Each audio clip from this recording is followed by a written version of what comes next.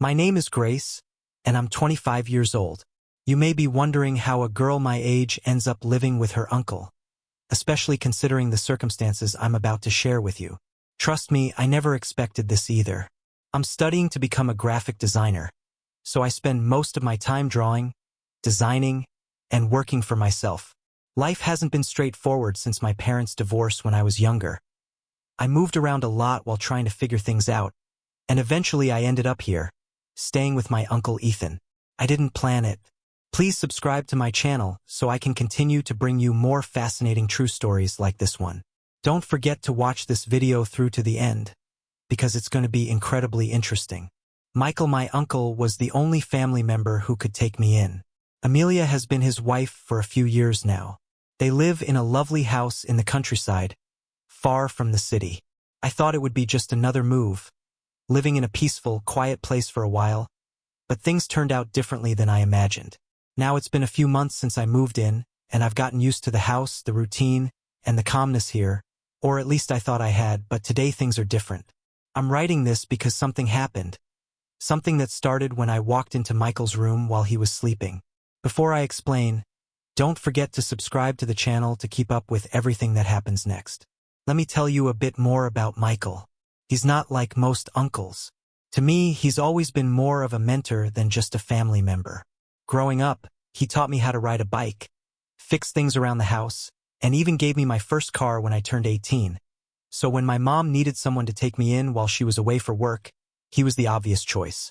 The kind, considerate, and patient Maya and his wife Amelia, who had been there for a while, were helping me move in. They had been married for 2 years, and initially, I was apprehensive about Amelia due to her being older than Michael and her perceived coldness, which made me feel like an outsider in their home.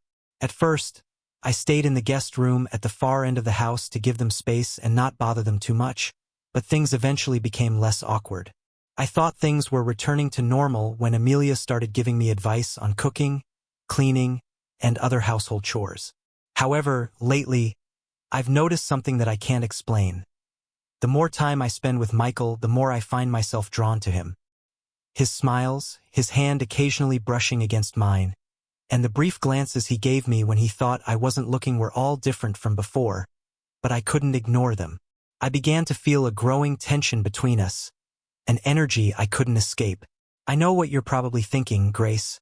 What are you talking about? He's your uncle.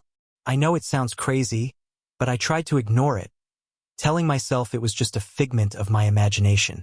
However, every time we were alone, the air felt thick, as if an invisible thread was drawing us closer. This is where things get interesting. One evening after dinner, I was working on a project in my room when I heard footsteps in the hallway. Michael had been napping for hours, and Amelia was out with friends, so we were alone for the evening. At first, I didn't give it much thought, but then I heard the door to his bedroom creak open. I froze for a moment, not knowing if I should go inside or leave him to rest, but something drew me to him. I quietly opened the door, taking care not to wake him, and found him lying on his back, with one arm draped behind his head, his face comfortably relaxed in sleep. The soft light from the window cast shadows across his face, making him appear almost untouchable. My heart was pounding, my cheeks were getting warm, and I could feel the blood rushing to my ears. I had never felt this way before. Perhaps I was just trying to look at him, or perhaps I was unaware that my thoughts had been interrupted when I knocked a vase off the shelf next to his bed by accident. Michael's eyes fluttered open, and for a moment we looked at each other.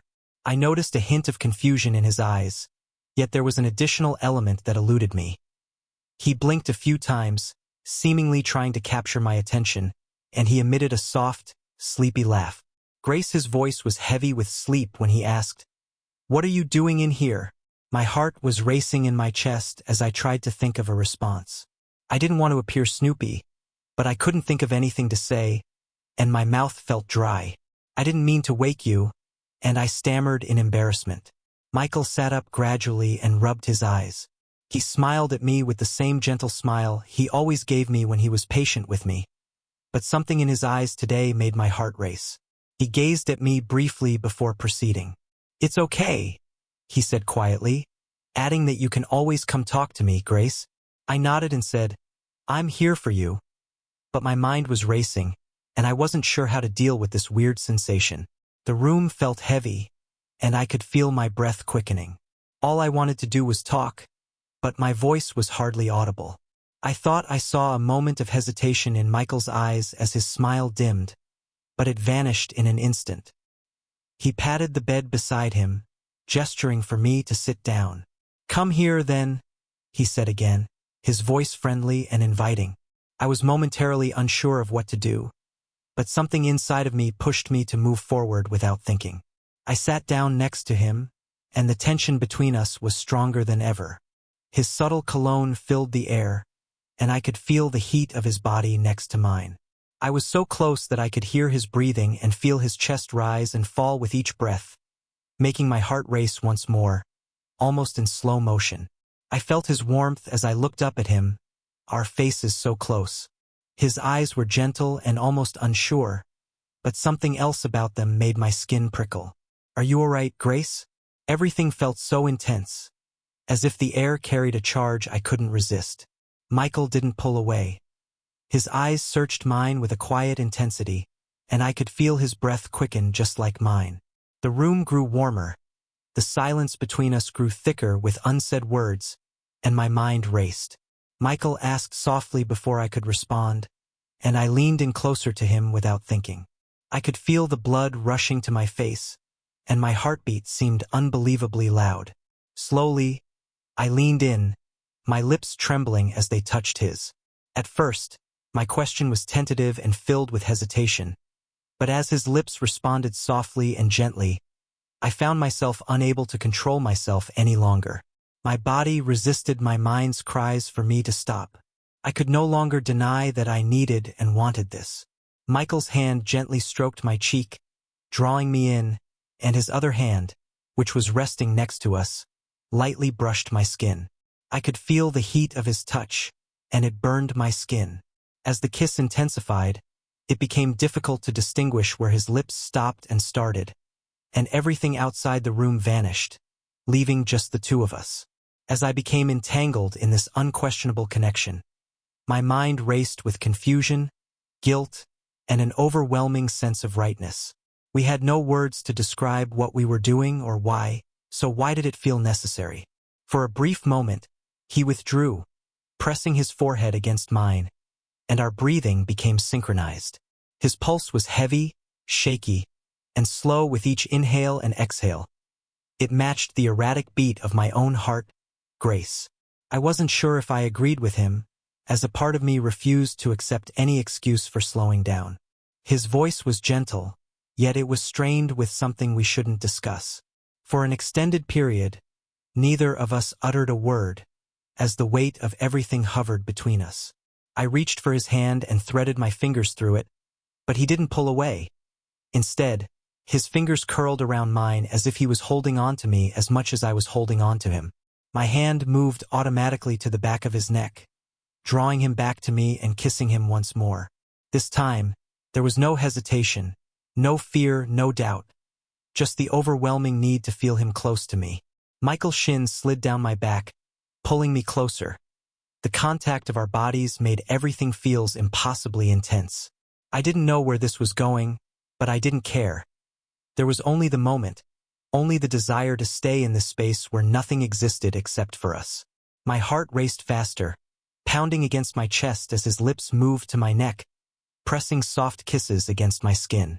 His breath against my ear sent a shiver down my spine, a sensation unlike anything I had ever experienced before.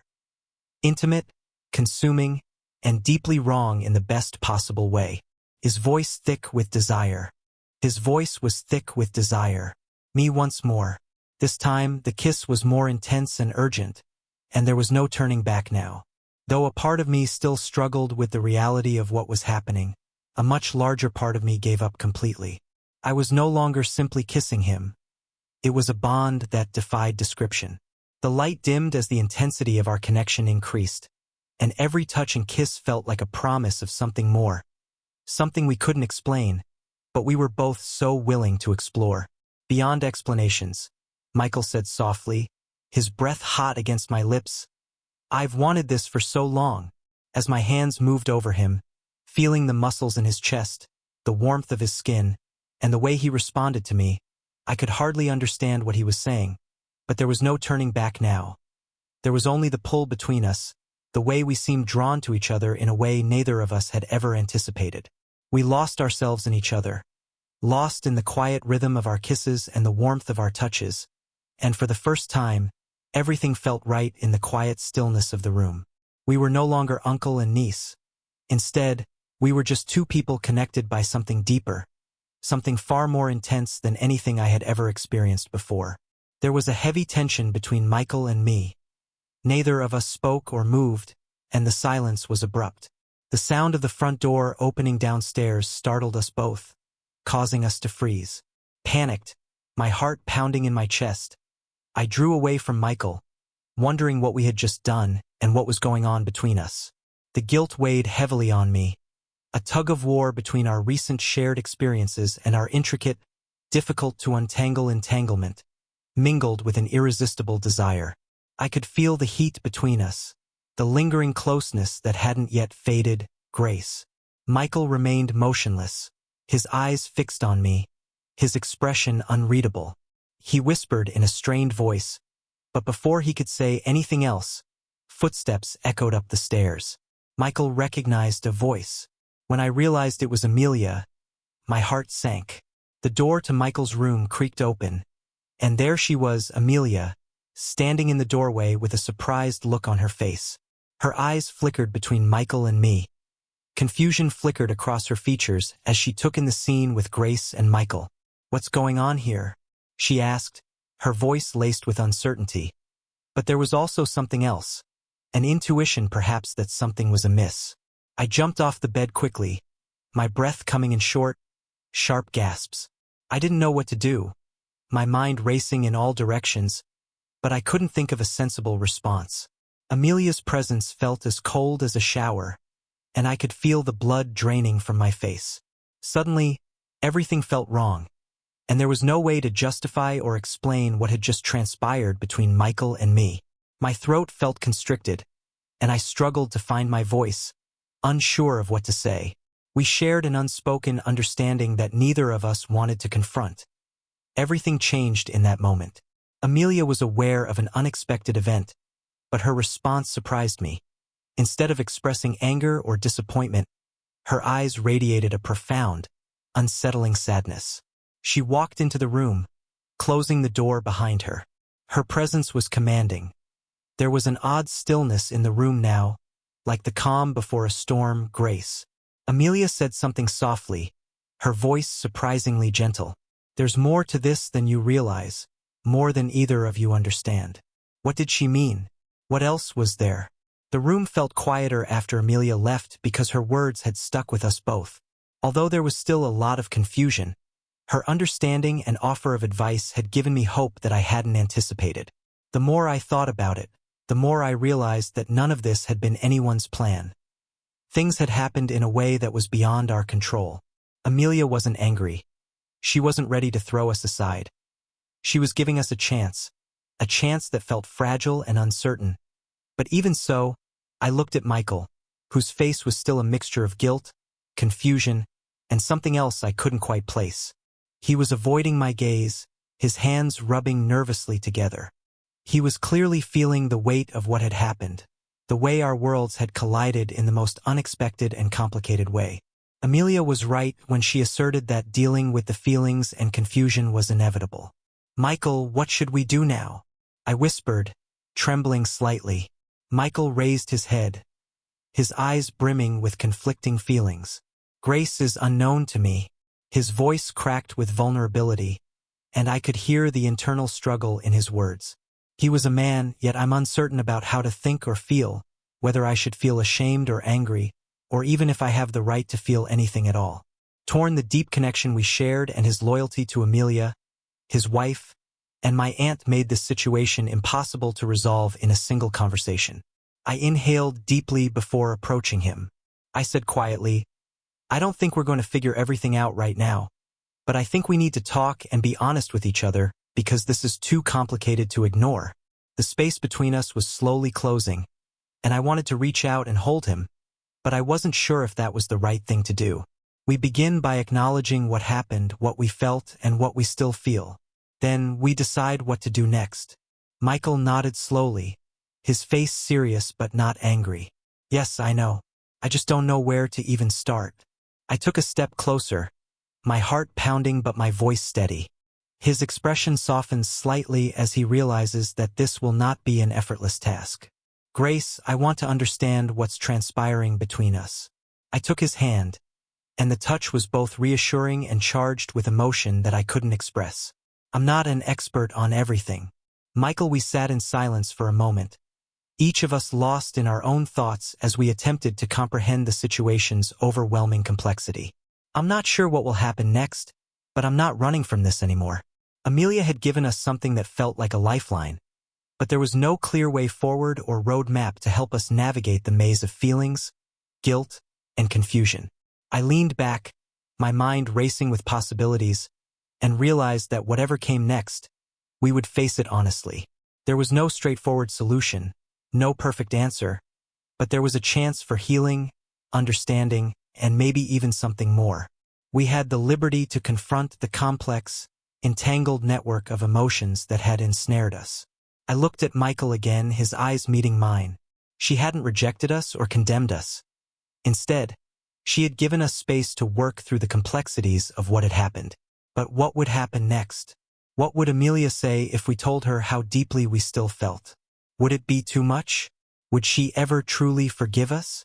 Those were questions for another time.